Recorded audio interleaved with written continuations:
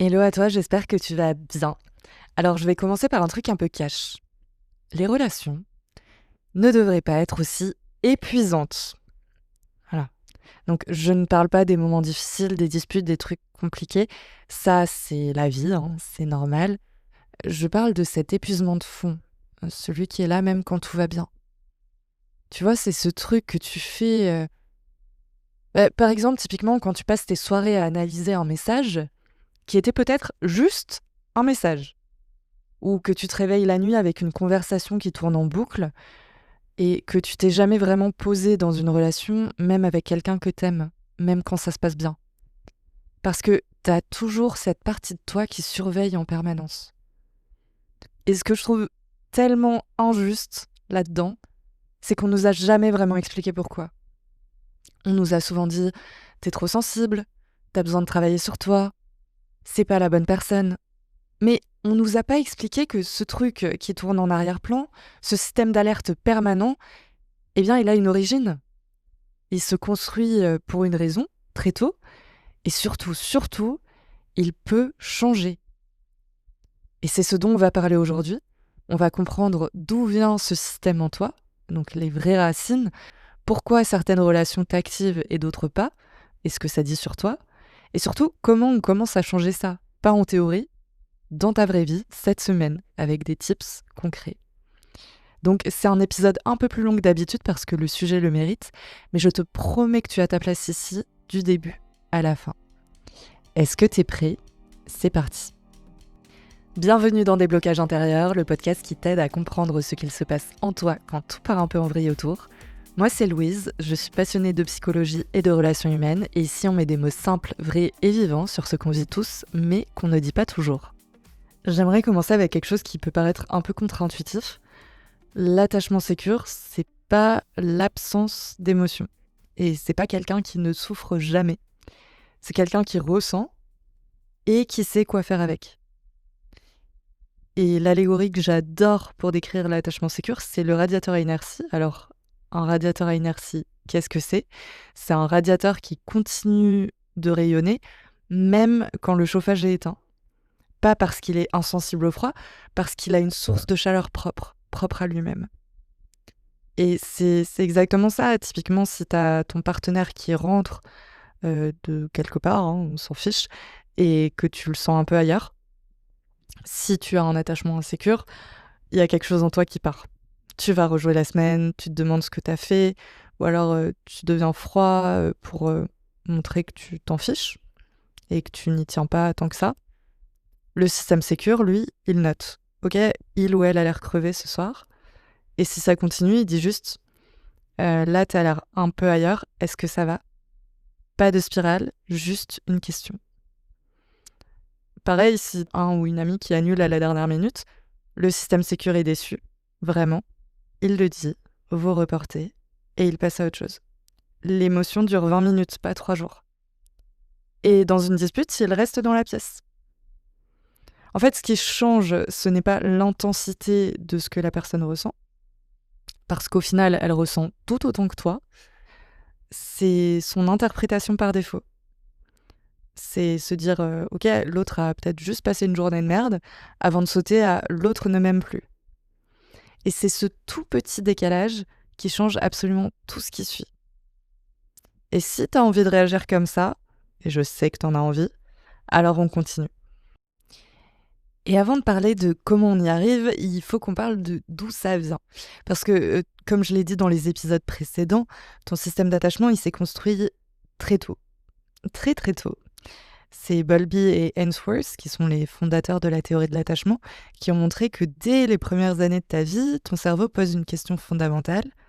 En fait, deux questions fondamentales. Est-ce que je vaux quelque chose et est-ce que je peux compter sur les autres? Et la réponse à ces deux questions, ton cerveau les construit en observant ce qu'il se passe avec tes figures d'attachement, tes parents ou les adultes qui en faisaient office. Par exemple, quand tu pleurais, est-ce qu'on venait? Quand tu avais peur, est-ce qu'on te régulait? Quand tu montrais tes émotions, est-ce qu'on les accueillait? Ou est-ce qu'on te disait arrête de pleurer, sois fort? Et selon les réponses à ces questions, répétées des centaines, des milliers de fois, Ton cerveau a construit une carte relationnelle inconsciente qui dit voilà comment le monde fonctionne, voilà ce que je peux attendre des autres, voilà à quel point tu peux te laisser aller. Et le profil sécure, c'est celui qui a eu des figures d'attachement suffisamment stables, suffisamment prévisibles, suffisamment réactifs, veut, pas parfaites, parce que ça n'existe pas, les parents parfaits, cependant suffisamment fiables pour que le cerveau enregistre le lien est safe, je peux me détendre dedans. Et quand cette base existe, quand l'enfant sait qu'il peut partir, explorer et revenir, et que quand il revient, il sera accueilli par son adulte, qu'il sera consolé quand il a peur, il développe quelque chose de tellement précieux qui est une sécurité intérieure, qui est un endroit en lui qui tient même quand tout vacille autour. Donc c'est pour ça que certaines personnes ont l'air de naviguer les relations avec beaucoup plus de légèreté que d'autres. Donc c'est pas du talent, c'est pas de la chance, c'est une base qui a été construite tôt. Mais, et c'est là que tout change, cette base peut aussi se construire beaucoup plus tard. C'est ce qu'on appelle l'attachement sécure acquis. C'est des adultes avec un attachement insécure dans l'enfance qui peuvent développer cette sécurité avec des relations stables, un travail sur soi et des expériences répétées qui réécrivent la carte relationnelle. Parce que ton cerveau reste plastique, hein, il apprend encore maintenant. Et la carte peut changer. Et ce qu'il faut savoir, et ce que j'aimerais qu'on creuse, parce que je pense que vraiment, tu vas faire « Ah mais ouais, carrément ». En fait, il y a beaucoup de gens qui pensent que leur attachement est une constante. En mode moi je suis anxieux, moi je suis évitant, moi j'ai un attachement désorganisé », et que c'est écrit sur leur front, basta. Sauf que, et là tu vas faire « Ah mais ouais, grave !» Ton attachement n'est pas le même dans toutes tes relations. C'est-à-dire que certaines personnes peuvent t'activer un certain type d'attachement, sécure, par exemple, ou un attachement insécure. Tu vas être hyper détendu dans une relation que tu as avec un ami depuis 10 ans. Par contre, avec quelqu'un que tu fréquentes depuis quelques mois, en amour ou en amitié, ton système peut partir au quart de tour. Le moindre silence, la moindre distance, et là, c'est la spirale. Tu restes la même personne, et pourtant, dans 2 relations différentes, tu as des résultats complètement différents. Tu vas me dire, ok, oui, c'est vrai. Pourquoi ? Alors, il y a plusieurs raisons qui peuvent expliquer ça. La première, c'est l'historique. En gros, avec ton ami de 10 ans de date, ton cerveau a accumulé des preuves, des centaines de moments où la personne était là. Des disputes réparées, des absences expliquées, des retours garantis. Donc, ton système a appris que ce lien était fiable et que tu pouvais te détendre à l'intérieur de ce lien. Avec quelqu'un de nouveau, il n'y a encore rien. Pas de preuves, pas de données. Alors, ton système reste en mode veille. Il scrute, il teste. C'est pas de la méfiance, c'est de la prudence biologique. Ton cerveau fait son travail. La deuxième raison que j'aime beaucoup, parce qu'elle enlève vraiment la honte et la culpabilité, je la trouve très mimes, c'est que plus quelqu'un compte pour toi, plus ton système s'active. Pas parce qu'il est cassé, pas parce que tu es trop, parce que tu as quelque chose à perdre. En tout cas, tu perçois que tu as quelque chose à perdre. C'est aussi simple que ça. Quand l'enjeu est faible, ton système reste cool. Quand l'enjeu est fort, quelqu'un que tu aimes vraiment, là, ton système peut se mettre en alerte. Donc, si tu t'actives fort dans certaines relations, c'est souvent le signe que tu tiens vraiment à cette personne. Parce que l'alarme ne s'emballe pas pour rien. Elle s'emballe parce que le lien est précieux. Et la troisième raison, qui est peut-être la plus fascinante, c'est que ton cerveau est une machine à patterns. Donc, il va repérer les ressemblances, il va faire les liens, il va prédire. Et parfois, quelqu'un te rappelle, sans que tu t'en rendes compte, une figure d'attachement passé. Que ce soit un parent, un ex, quelqu'un qui t'a fait du mal ou que t'as beaucoup, beaucoup aimé. Que ce soit la même façon de parler, le même humour, la même distance. Et ben, ton cerveau fait le lien avant toi. Et du coup, tu te retrouves à réagir à quelqu'un avec toute l'intensité d'une histoire qui n'a rien à voir avec lui. Et c'est pour ça que certaines personnes t'activent immédiatement dès le début. Intensité fulgurante ou méfiance instinctive sans raison apparente. Ton système reconnaît quelque chose, même si toi, consciemment, tu ne vois pas encore quoi. Donc la prochaine fois que tu te demandes « mais pourquoi je suis comme ça avec cette personne et pas avec une autre ?» T'as 3 pistes. L'historique entre vous, l'enjeu qu'elle représente pour toi et ce qu'elle réveille de plus ancien. Aucune de ces pistes dit que tu es instable, elles disent que tu es humain ou humaine. Et ça, je trouve que ça déculpabilise un peu. Même si bon, qu'on soit clair, ça épuise et on va travailler sur ça. Et petit aparté, on parle toujours d'attachement en mode couple, rupture, partenaire, comme si c'était un sujet strictement romantique. En fait, c'est pas le cas, hein.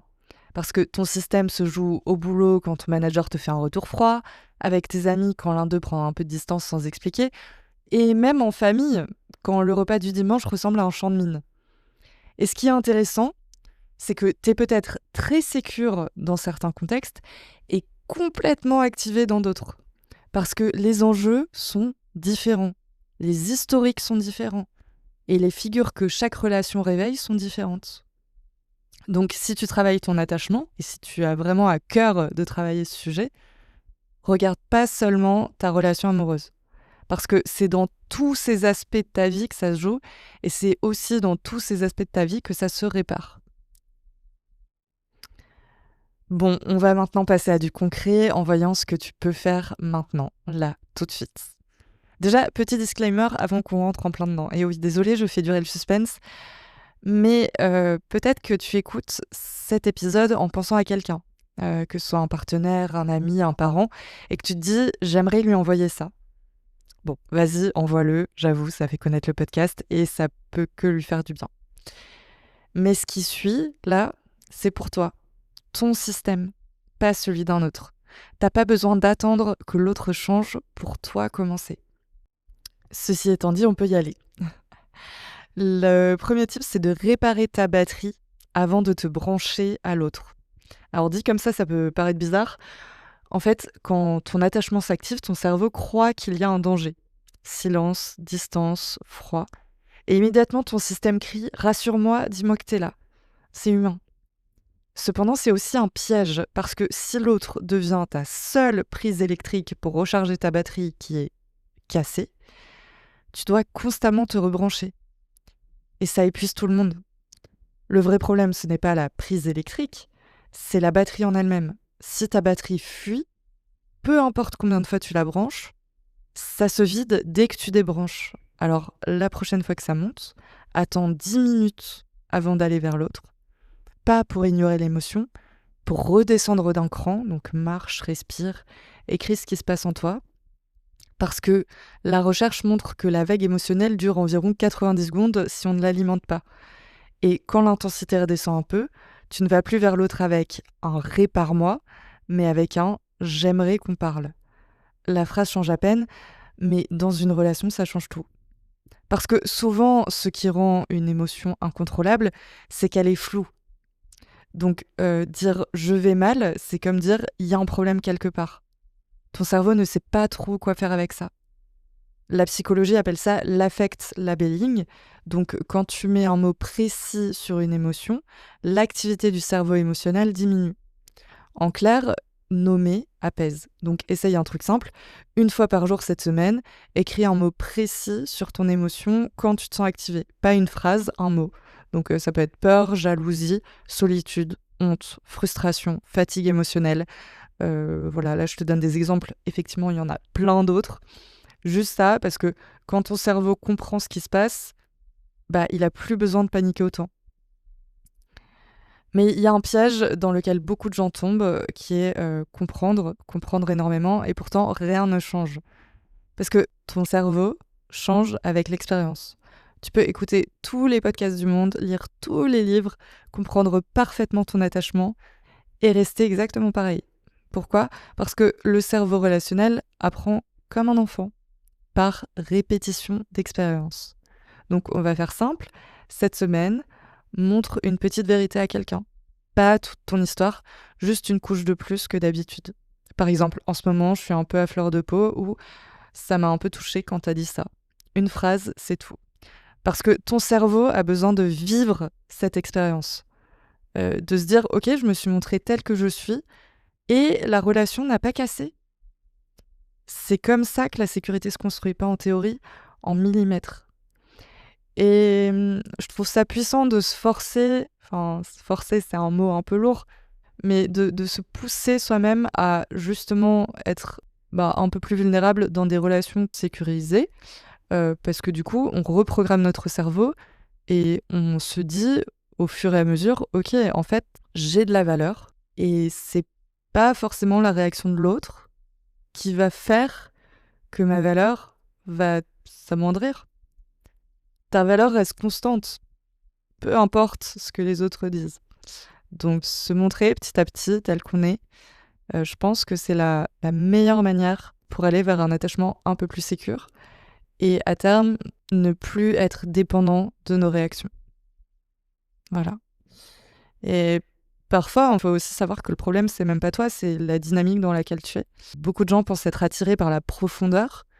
En réalité, ils sont attirés par l'activation, que ce soit l'incertitude, le chaud-froid, le « je sais jamais où j'en suis », parce que le cerveau ressent ça comme intense et il traduit « c'est de la passion », mais très souvent, les gars, c'est de l'anxiété.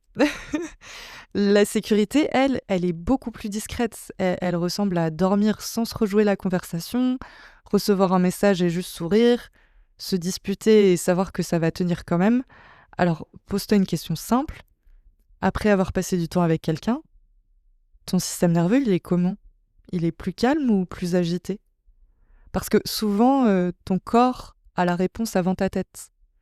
Et oui, les relations calmes et stables, ça peut paraître un peu ennuyeux au premier abord, parce qu'effectivement, il y a moins de rebondissements, c'est moins les montagnes russes émotionnelles, etc. Ça active ton cerveau. Et pourtant, les gars, c'est tellement plus apaisant.